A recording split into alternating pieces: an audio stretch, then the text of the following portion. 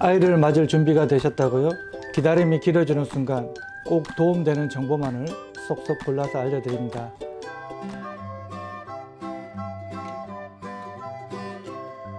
안녕하세요. 임신 준비만 오늘의 쌤 송승훈입니다.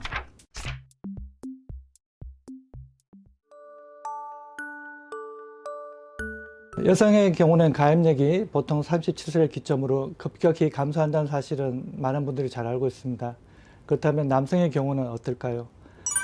그림에서 보듯이 여성과 달리 남성의 경우는 연령에 따라서 생식 호르몬이 서서히 떨어지는 것을 보여주고 있습니다. 그래서 남성은 여성과 달리 가임력도 나이가 들더라도 비교적 잘 유지되는 것이 일반적입니다.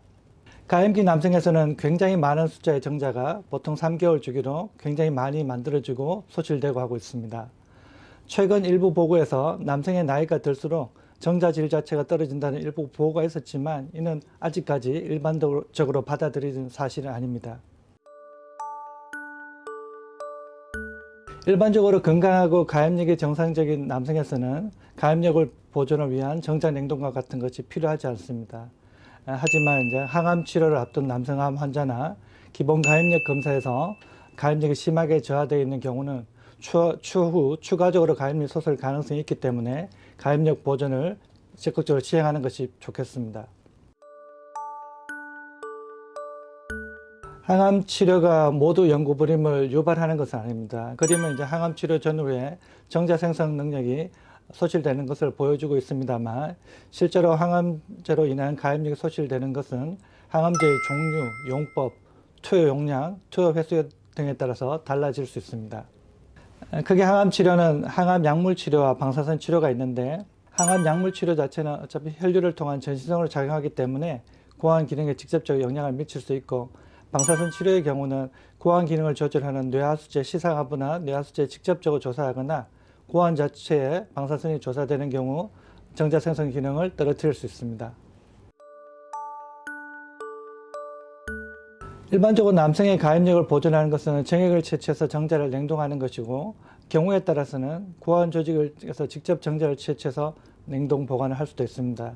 남성의 가임력 보존은 배란 주기를 조절해서 난자를 직접 채취하는 여성과는 달리 비교적 비침섭적으로 쉽게 진행할 수 있기 때문에 가임력 보존의 대상이 되는 경우는 적극적 가임력 보존을 고려하는 것이 좋겠습니다.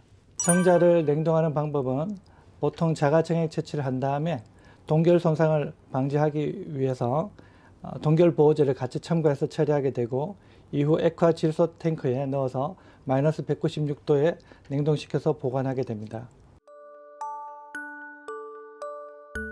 전문기관에서 정자를 냉동 보관하는 경우는 보통 15년 이상 충분히 냉동 보관이 가능합니다.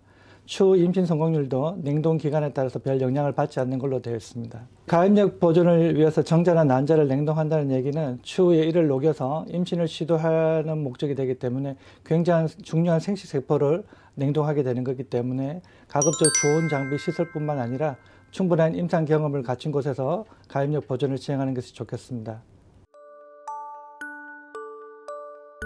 일단 암 환자에서는 생명을 위협하는 효과적인 항암 치료가 가장 중요하겠습니다. 하지만 과거에 비해서 암 치료 성적이 많이 좋아졌기 때문에 암 완치 후에도 가임력을 보존하는 것이 굉장히 중요한 문제가 되었습니다. 항암 치료 전에 항암 치료 스케줄을 늦추지 않으면서 가임력을 보존할 수 있는 방법으로 조율하는 것이 굉장히 중요하고 좀 전에 말씀드렸듯이 남성의 경우는 상대적으로 쉽게 가임력 보존을 시행할 수 있기 때문에 가급적 항암 치료 전에 전문 상담을 받아보는 것을 권해드립니다.